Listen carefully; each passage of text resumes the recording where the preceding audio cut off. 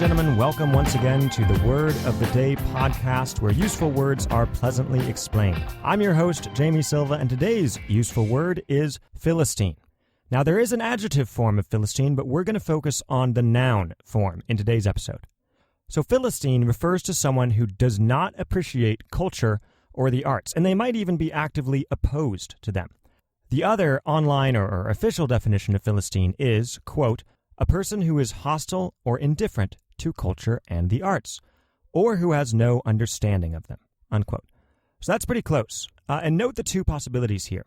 First, that the person just doesn't care. They have no interest in the finer things of life. They just don't get it.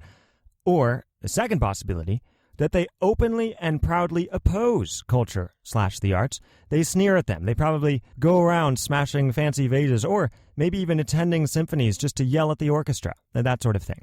And joining me today to discuss the usage of Philistine, among other things, is another talented and precocious voice actor, Lucy.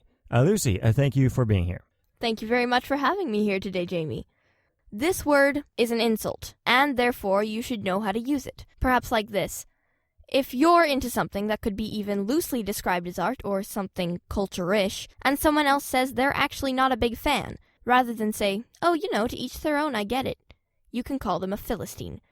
This insinuates that it isn't just that they have different tastes than you. No, they actually have objectively inferior tastes, and potentially no taste at all. They probably wouldn't recognize a first edition of Persuasion if it was handed to them by Jane Austen herself. So sad. I'm sorry, what is that? Such a Philistine.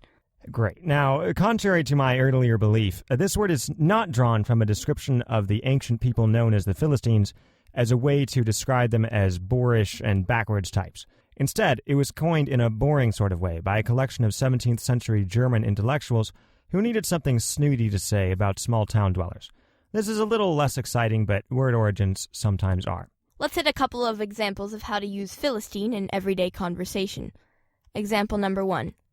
You're telling me you don't enjoy the intricate melodies and impeccable musical technique of the Bellarmine Bagpipe Ensemble? Asked Quentin incredulously.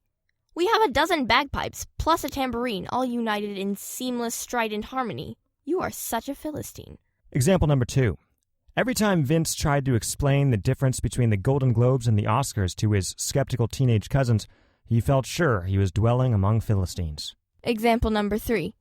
Whenever I try to explain the wonders of the renowned musical Next to Normal to my friends, they have no idea what I'm talking about. They're real Philistines.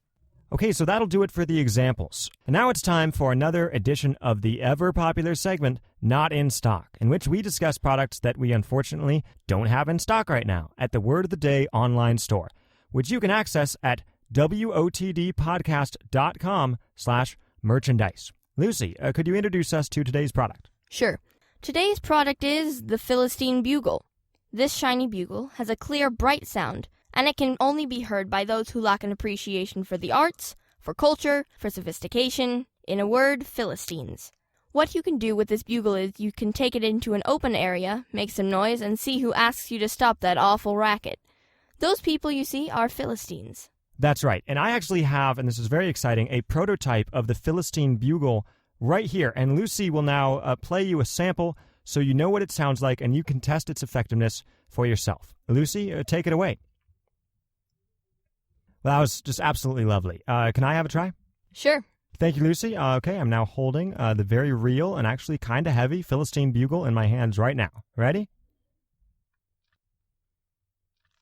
Yeah, super melodious. Now, if you didn't hear anything just now, congratulations. I suppose this proves you are not a Philistine, but rather a lover of authentic and meaningful art of all kinds. And you also have conclusive proof that the Philistine Bugle works every time. Unfortunately, the bugle you didn't hear just now is the only one we have at present, as the rest are undergoing rigorous testing at our facilities, where each one must be trumpeted directly into the ear of a known Philistine to make sure they react. So those should become available very soon, and of course you should check the store often to find out. Well, that's it for today. You have been listening to the Word of the Day podcast, as you actually were probably already aware. It is something that broadcasters say, though. You've been listening to X program, and they say it at the end of their shows. But honestly, who hears what show they've been listening to this whole time and thinks, hey, wait a minute, what happened? I thought I was listening to SportsCenter. It's embarrassing. But anyway, that's what you're listening to, and thanks for doing it. Thanks to Lucy as well for joining us on today's show. And remember, recommending this show to your friends is a great way to find out which of them are Philistines. As all lovers of culture should have and almost certainly will, subscribe to and review this show on iTunes. I'm Jamie Silva, and we'll see you next time.